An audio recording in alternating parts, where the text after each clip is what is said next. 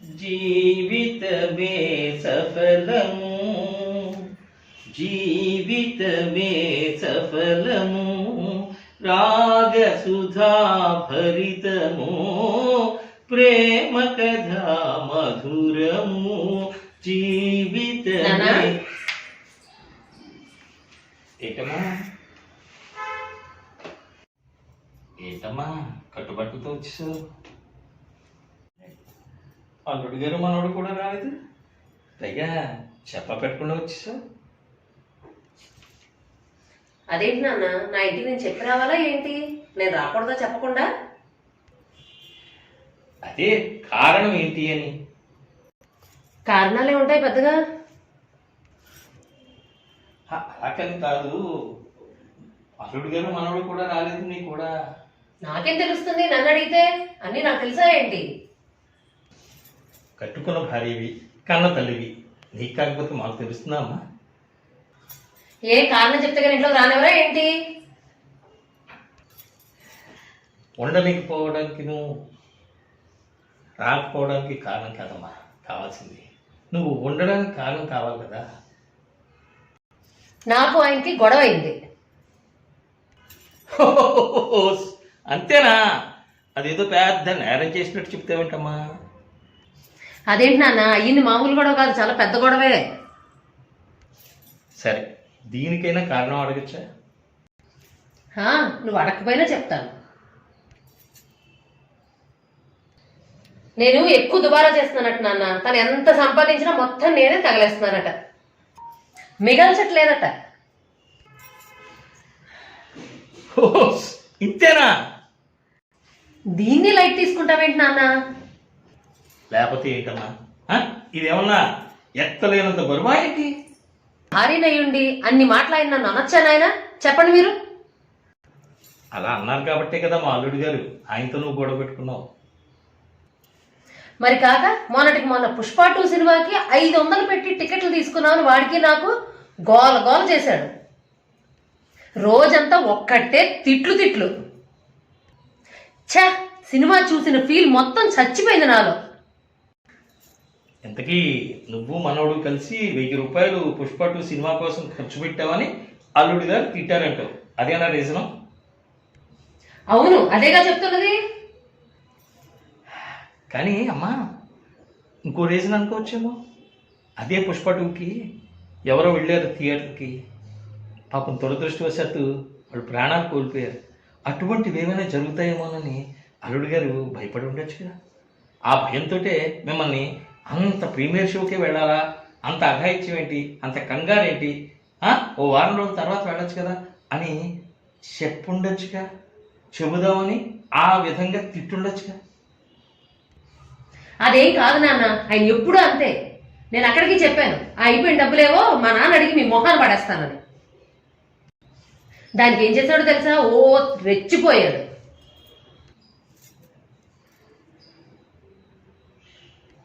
మళ్ళీ అంటాడు, మీ నాన్న ఇచ్చే 1000 రూపాయలతోనే నేను ఫ్యామిలీ నడుపుతున్నానా ఏంటి అని.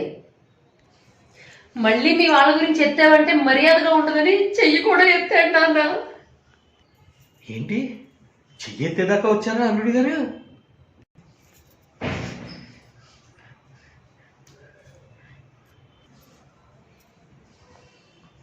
అయినా నాన్న, ఆయన అల్లుడు గారు అంటూ ఓ తెగ వెనకేసుకు రాకండి మీరు.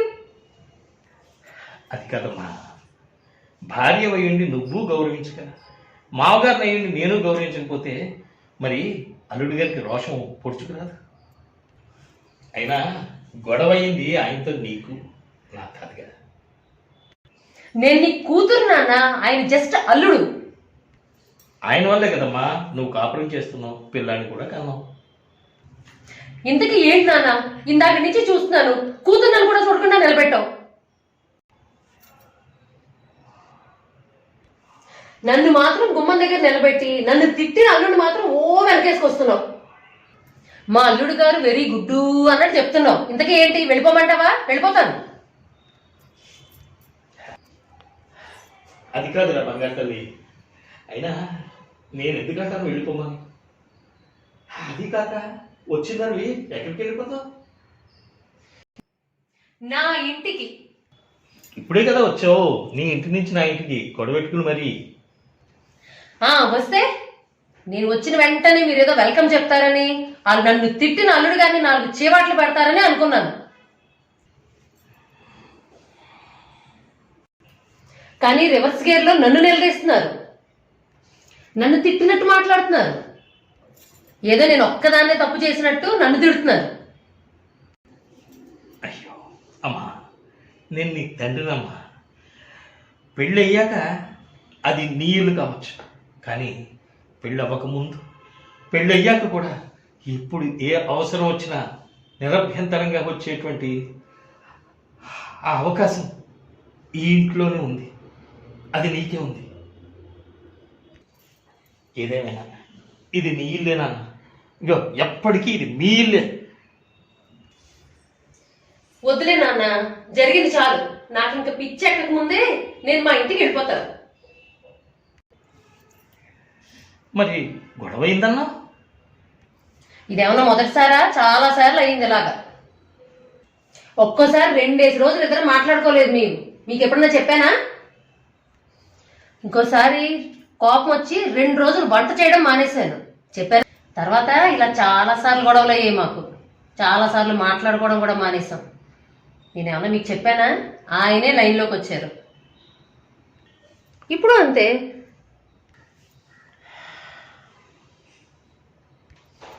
ప్రస్తుతానికి నువ్వు అమ్మ నా పాలిటి శత్రువుల్లా కనబడుతున్నారు. అమ్మ ఏం చేసిందిరా మధ్యలో? ఏంటి అమ్మ ఏం చేసిందా? నువ్వు నన్ను అరగంట నుంచి ఇంటరాగేట్ చేస్తుంటే కనీసం అమ్మ వచ్చావా, ఏం జరిగిందమ్మా, ఏం కష్టం వచ్చింది అని ఒక్క మాట కూడా అడగకుండా తన పని తను చేసుకుంటుంది చూడండి. అందుకు కోపం వచ్చింది. గుమ్మంలోనే నిలబెట్టి మాట్లాడుతున్నా నువ్వు, గోడకేసిన పిడకలాగా ఏమీ మాట్లాడకుండా అమ్మ. సరిపోయింది ఇద్దరికిద్దరు. ఈ మాత్రం దానికి మీ ఇద్దరి మధ్యలో నేనెందుకు ఇక్కడ అడ్డుగోడలాగా? అందుకే నేను వెళ్తాను అనుకోడమ్మా.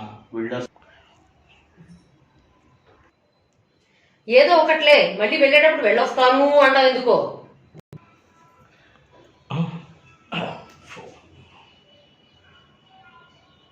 హలో అల్లుడి గారు నమస్తే, చెప్పండి.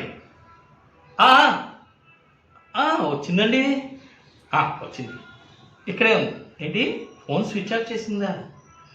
కంగారు పడుతున్నారా ఎక్కడికి వెళ్ళిందో అని? లేదు ఎక్కడికి వచ్చింది. సరే ఓ పని చేయండి, ఎలాగా మనవాడిని తీసుకుని మీరు కూడా ఇక్కడికి వచ్చేయండి. ఓ 2 రోజులు ఉందరు కానీ రండి రండి, ఓ 2 రోజులు ఉండి వెళ్తురు కానీ. నా మాట వినండి, సరేనా?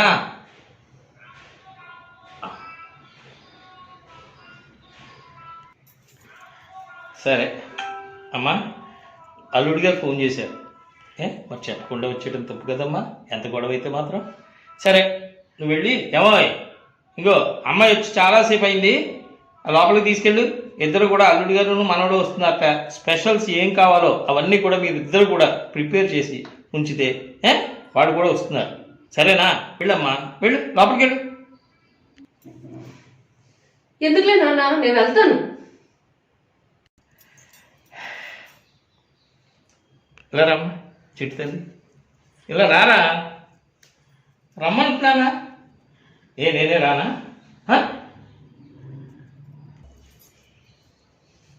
అంటే కూడా రావట్లేదు, నా మీద కోపం రాకండి.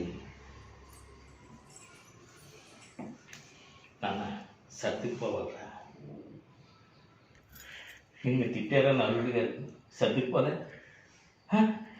గంట సేపటి నుంచి ఎంత కంగారు పడుతున్నారట. ఫోన్ స్విచ్ ఆఫ్ చేసి పిల్లాడికి కూడా కనీసం చెప్పకుండా నువ్వు అలా వచ్చేస్తే వాడు నువ్వు ఎక్కడికి వెళ్ళావో ఏం చేసుకున్నావో అని కంగారు పడు.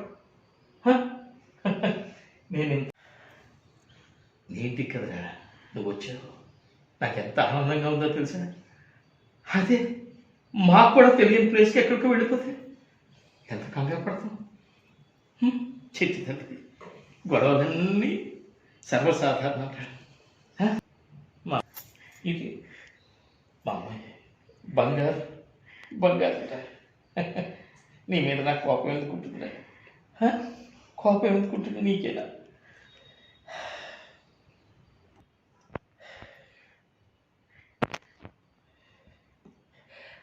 ఐ లవ్ యూ నాన్న, లవ్ యూ. జీవితం అన్నాక మొత్తం సాఫీగా ఉంటుందా? ముళ్ళు ఉంటాయి, పూలు ఉంటాయి. దారిలో ఉన్న ముళ్ళన్నీ కూడా ఏరి పారేసి పూల వాసనని ఆస్వాదిస్తూ గడిపియాలి. అదే జీవితం అంటే తల్లి. నీకు విషయం తెలుసా? Life is a game, play it. Life is a journey, enjoy it. Life is a problem, solve it. Life is a task, achieve it. Life is a mystery, know it. Finally life is a family with bundle of love. Fulfil it, fulfil it. నాన్న, నువ్వు చెప్పే ప్రతి మాట వెనక అర్థాన్ని తెలుసుకోలేక నేను అపార్థం చేసుకున్నాను నాన్న. నన్ను క్షమించు నాన్న. అయ్యో, నేను క్షమించడం ఏంట్రా? అసలు నేనేంటి? ఈ సృష్టిలో ఉన్న ప్రతి తల్లి తండ్రి కూడా పిల్లల క్షేమం కోసమే అహర్హం శ్రమిస్తారు. మేము అంతేనా? మీ క్షేమం, మీ ఆనందం, మీ ఆరోగ్యం, మీ సంతోషం, అవే మాకు సంతోషాన్ని, ఆనందాన్ని ఇస్తాయి, సంతృప్తినిస్తాయి. అర్థమైందా? నా బంగారు తల్లి.